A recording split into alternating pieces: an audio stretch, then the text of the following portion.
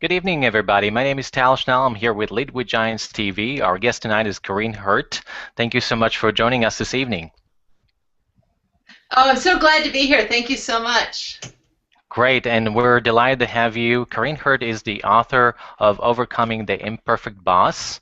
This is a great relationship for our working relationship with our managers who lead us every day. So we'll look forward to an interesting, very engaging discussion here on the Lead with Giants TV. Let's go around the room and introduce everybody. We'll start off with Barry. Yeah, this is Barry Smith with Building What Matters, coming to you from Gresham, Oregon. Great, we're glad to have you. Welcome to our show. Thanks, Tal. And next we've got Liz. Hi, I'm Liz Stinselli with Stinselli Advisors, coming to you from Salt Lake City, Utah. All right, glad to have you here. This is going to be really fun because I know a lot of people actually this morning have heard a lot of good feedback actually on Facebook from just presenting your book, and it's going to be a discussion about those relationships they're always looking forward to. Everybody has their own personal take about it.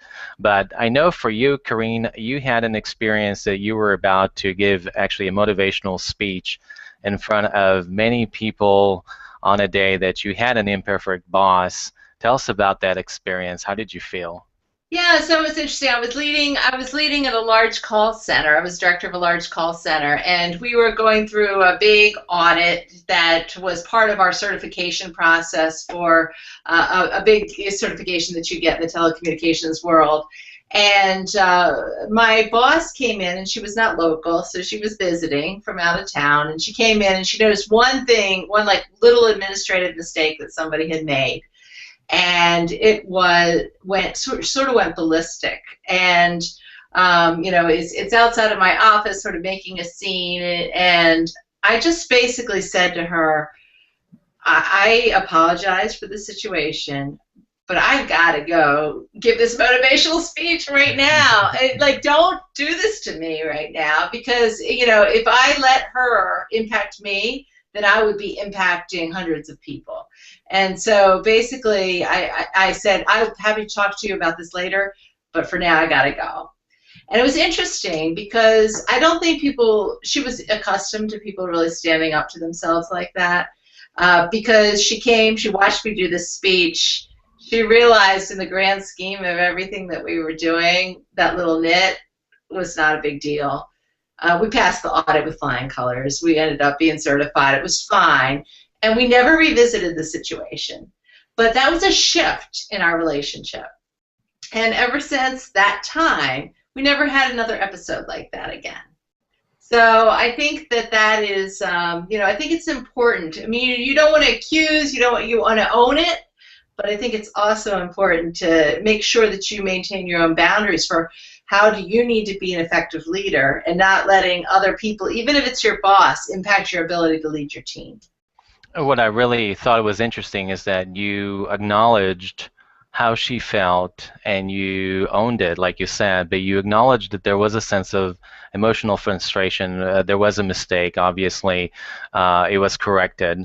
But you connected on that level of saying, I'm sorry. You acknowledged that relationship. I think those are the two important words in any relationship. You just say, I'm sorry. And the other person is somewhat diffused. So I thought that was your empathy in that case. Oh, good. Well, thank you. I'm glad that was a good example. Thanks. Great. Karin, kind of along with that, can you talk a little bit about how, as bosses, we can help our employees feel comfortable coming to us and talking to us about how they perceive us as a boss, and if we are being a bad boss? Yeah, Liz, I think that's a really good question, because you can't do it all of the sudden, right? I think that sometimes people try that, and they've been a certain way, and they've been a very a top-down kind of boss, and all of a sudden they ask for feedback. And once a year, or as things are coming up, or if they've gotten some negative feedback in a 360, and you can't do it that way. I really believe it has to be along the way, and it has to be gentle, and it has to be, I think, to start at least in one-on-one situations, so that people can feel very comfortable giving the feedback. I believe that that's really important to build the foundation, because when the going gets really tough and your team really has something to say, it may be a point that you're not even seeing your blind spots and you're not asking for it. And if you've laid a foundation of trust, then your team will approach you and give you that feedback even when you don't ask for it. So that's why I think it's so important to ask for it along the way. From time to time, I've also left my team in a room with a whiteboard and magic markers and said, go for it. Tell me what I need, what I'm not hearing. And do it anonymously and have one person, give the feedback for the group, and then let's talk about it. And I found that works okay, too, if you need to.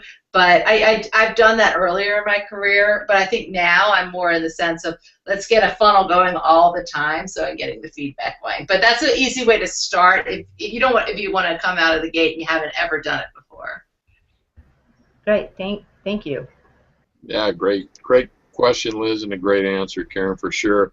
So let's look at it from kind of the different side for a second. And that's from those working underneath that boss, because one of the things that I've seen quite often, and it just spreads like wildfire, is when there's that incident, not much different than the one you just described, Karen. But then the individual that kind of got victimized, I guess, for lack of a better word, by the boss, takes an attitude and words and actions and behavior to their coworkers, and then it's like a recipe for disaster. So, what are some good ways we can encourage, I guess, ourselves if we're in that position, or even our coworkers, to kind of bring a better attitude, a more positive attitude, and try and be part of the the solution instead of the problem? Yeah, that's such a good example, because the easiest thing to do when you've got a bad boss is to commiserate with your peers and talk about the jerk, right? Exactly. And that feels cathartic for a minute, but I think what you really need to understand is that is undermining your credibility as an employee and as a leader too, right? Because then you are, as you indicate, part of the problem. So I would say that, if you've got a jerky boss, the first thing I would say is don't become a jerk yourself, and don't do other behaviors that you think that you wouldn't normally do. Don't let them bring out the worst in you. If you're not normally a gossip, don't let this jerky boss make you a gossip. If you're not somebody that is vindictive, then don't become vindictive. If you're not somebody that normally gets stressed out and takes it all out on your family, and all of these things I've seen happen, right, is that people let the stress from a bad boss relationship permeate and destroy other relationships in their lives. And at that point, then they are now the problem, and they are the jerk, right? So I think that's part of it. And so I would really encourage you. I'm a big believer, and I say this throughout the book, is take it offline with your boss and talk about it in a non-defensive way, and deal with it one-on-one, and resist the urge, no matter how good it may feel, to talk about it with your peers. If you have to talk about it with your family, my poor family has heard stories, right? After all those years. But you find another way to vent, or a friend that's not part of the company to vent and get it out, so that you can come back and be your best self at work. No, I love that response, because it reminds me that when and if we do kind of follow suit with that behavior, we're really following that example when we should be leading, and take that leadership role, even if we're not the leader on our business card or on our on the door to our office. We don't need those things to lead. So thanks, Karen. Great answer. Thank you. I wanted to ask you something that happened to me recently in our organization, and wanted to ask you a question is, how do you support a manager who is not supported by upper management in the company? How do you support your manager if they are in that situation?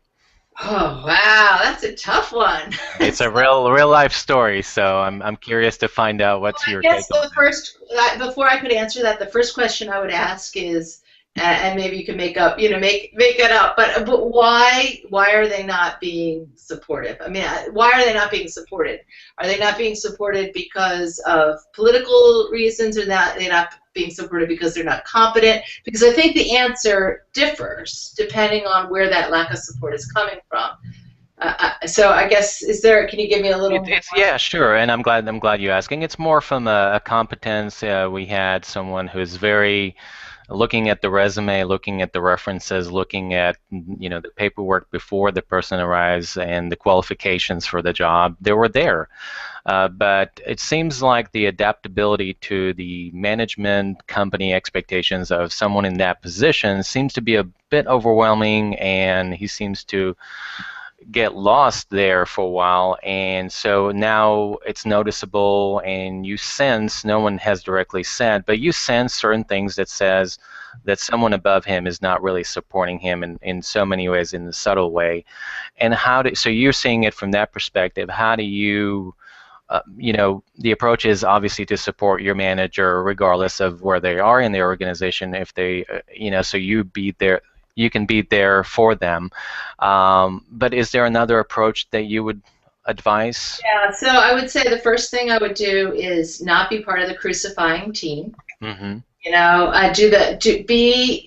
that it will take care. If the guy's really incompetent, it will take care of itself. It really will. It sounds like if they already are noticing, then they're already noticing, and let that play out if that's what needs to happen. But in the meantime, the first thing I would do is do whatever I can to support my boss. Help him navigate the politics. Right. Help him figure out what needs to be done. Help him make relationships with peers, right? Do everything you can to be a peer mentor to your boss in this case. Right? So that would be the first thing. And then the next thing I would say is also make sure that concurrently with that, you're building your relationships with other people. So you have you build a very strong peer mentor relationship. So you're working very closely with your peers. You have sponsors beyond your boss within the organization. And resist the urge to say, I need you because this guy is incompetent. Always take the high road.